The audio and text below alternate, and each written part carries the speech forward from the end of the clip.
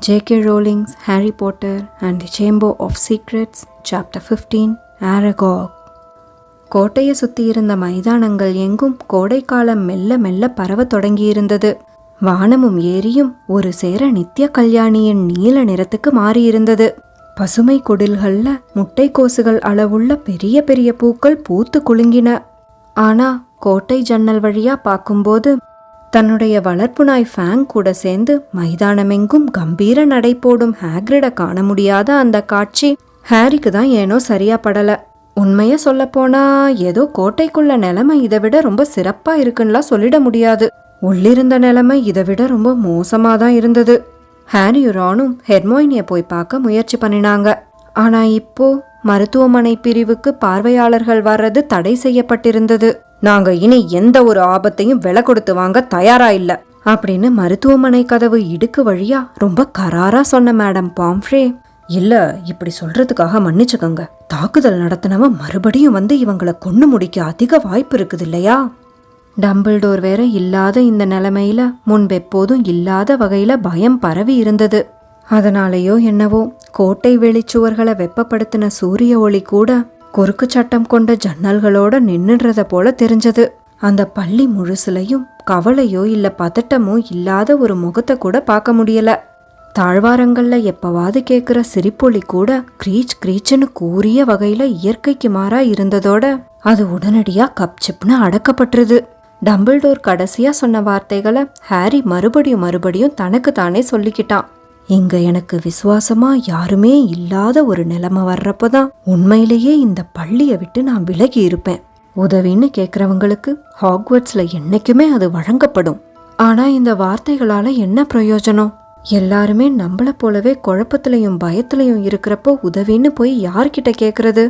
சிலந்திகளை பத்தி ஹாக்ரிட் சொன்ன குறிப்பென்னவோ புரிஞ்சுக்கிறதுக்கு ரொம்ப எளிதாதான் இருந்தது. ஆனா பிரச்சனை என்னன்னா பின்தொடர்ந்து போய் பார்க்கறதுக்கு கோட்டைக்குள்ள ஒரு சிலந்தி கூட மிஞ்சி இருக்கிறது போல தெரியலையே. ஹாரியும் போற இடமெல்லாம் ரான் உதவியோட அதுங்களை தேடிக்கிட்டே தான் இருந்தான். ஆனா கோட்டைக்குள்ள தனியா சுத்தி வர அனுமதி இல்லாதது நிச்சயமா அவங்களுக்கு ஒரு பெரிய தடையா தான் இருந்தது. மற்ற கிரிஃபெண்டோர் மாணவர்களோட சேர்ந்து ஒரு குழுவா மட்டுமே அவங்களால கோட்டை எங்கும் வலம் வர முடிஞ்சது. ஆசிரியர்கள் தங்களை ஒரு ஆட்டு மந்த கணக்கா வகுப்புக்கு அழைச்சிட்டு போறத பெரும்பாலான மாணவர்கள் நிம்மதியா கருதினாலும் ஹாரியை இது பெரிய அளவுல எரிச்சலடைய செஞ்சது. ஆனாலும் ஒரே ஒருத்தர் மட்டும் பயம் மற்றும் சந்தேகத்திற்குரிய அந்த சூழ்நிலைய முழுமையா சந்தோஷமா அனுபவிக்கிறத போல தெரிஞ்சது. வேற யாரு? டிராக்கோ மால்ஃபாய் தான். தான் ஏதோ பள்ளிக்கே தலைவனா நியமிக்கப்பட்டதை போல பள்ளிய சுத்தி கர்வத்தோட வலம் வந்துகிட்டு இருந்தான். பள்ளியிலிருந்து டம்பிள்டோர் மற்றும் ஹாக்ரிட் வெளியேறி 2 வாரங்களுக்கு அப்புறமா நடந்த போஷன் வகுப்புல தான் மால்ஃபாய் ஏன் இவ்ளோ சந்தோஷமா இருக்காங்கிறதுக்கான காரணத்தையே ஹாரி உணர்ந்தான். மால்ஃபாய்க்கு பின்னாடி உட்காந்துருந்த ஹாரி அவன் கிராப் மற்றும் காயில் கிட்ட பெருமை பேசிக்கிட்டு இருந்ததை எதேச்சையா காதுல வாங்கினான். எப்படியும் ஒரு நாள் டம்பிள்டோரை பள்ளியிலிருந்து அப்பா வெளியேற்றிடுவாருன்னு நான் எப்பவுமே நினைச்சேன் அப்படின்னு குரலை கூட தாழ்த்திக்கணுன்ற எண்ணமே இல்லாம சொன்னான். இந்த பள்ளிக்கு கிடைச்ச தலைமை ஆசிரியர்கள்லயே டம்பிள்டோர் தான் ரொம்ப மோசமானவர்னு அப்பா நினைக்கிறதா நான் உன்கிட்ட முன்னாடியே சொல்லி இருந்தேன்ல. இப்போ நமக்கு ஒரு நல்ல தலைமை ஆசிரியர் கூட கிடைக்கலாம். ரகசிய அறை மூடப்படக்கூடாதுன்னு நினைக்கிற ஒருத்தரா கூட அவர் இருக்கலாம். மெகானகல்லாம் அதிக காலம் அந்த பதவியில நீடிக்க மாட்டாங்க. அவங்க சும்மா தற்காலிகமா தான் இருக்காங்க. ஸ்னேப் ஹெர்மோயினியுடைய காலியான இருக்கையையும் அவளுடைய கால்ரனையும் கண்டும் காணாதது போல ஹாரிய கடந்து போனாரு.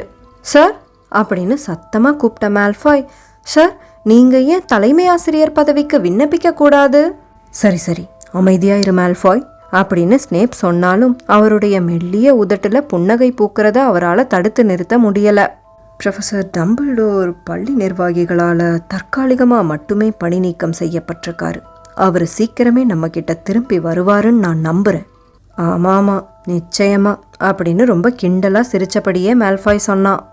சார், ஒருவேளை இந்த பதவிக்கு நீங்க விண்ணப்பிக்க விரும்பினா என் அப்பாவுடைய வாக்கு நிச்சயம் உங்களுக்கு தானே நான் உறுதியா நம்புறேன். ஸ்னேப் தனக்குத்தானே ஒரு கர்வ சிரிப்போட அந்த நிலவரை வகுப்பை சுத்தி நடக்க தொடங்கினாரு. நல்ல வேளையா சீமஸ் ஃபினிகன் தன்னுடைய கால்ரனுக்குள்ள வாந்தி எடுக்கிறது போல பாவனை செஞ்சதை அவரு சுத்தமா கவனிக்கல.